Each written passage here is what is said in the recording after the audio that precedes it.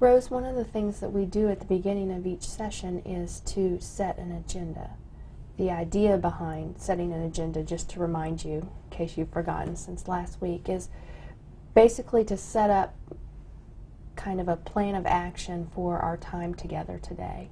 A lot of times agenda items are something we pretty much work on together so that we are both on the same page and focusing on the same problems and using our time during this session well. Can you think of anything that you would like to put on the agenda for today? Well, one of the biggest things that's been going on with me is that I've been really down lately, feeling very depressed. Okay. And depression is a fairly broad topic, and one of the things that's helpful when we're trying to make an agenda is to be a little bit more specific, so it's something that we can actually tackle within the course of our time. Can you think of anything that's going on right now that's contributing to your depression that it might be helpful for us to talk about? I've been having a lot of problems in my marriage. Okay.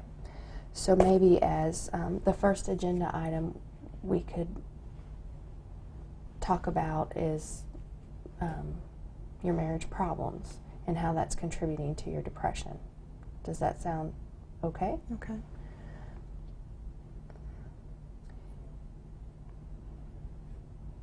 Can you think of anything else that you would like to include on the agenda? Well, with everything that's going on at home, my husband left, and I have a 3-year-old son, and he's having a difficult time adjusting to the changes at home. So I've been having a lot of problems helping him. And how have those problems affected you? Well, I get really down on myself because my husband is not living in the home. My son has to go back and forth, and when he goes with his father, it's like he's choosing his dad over me, and it makes me feel really low. So I hear you telling me about basically your son making a choice between you and your husband and how that's been affecting how you feel about yourself. Can you think of a way to put that into an agenda item that we can use today?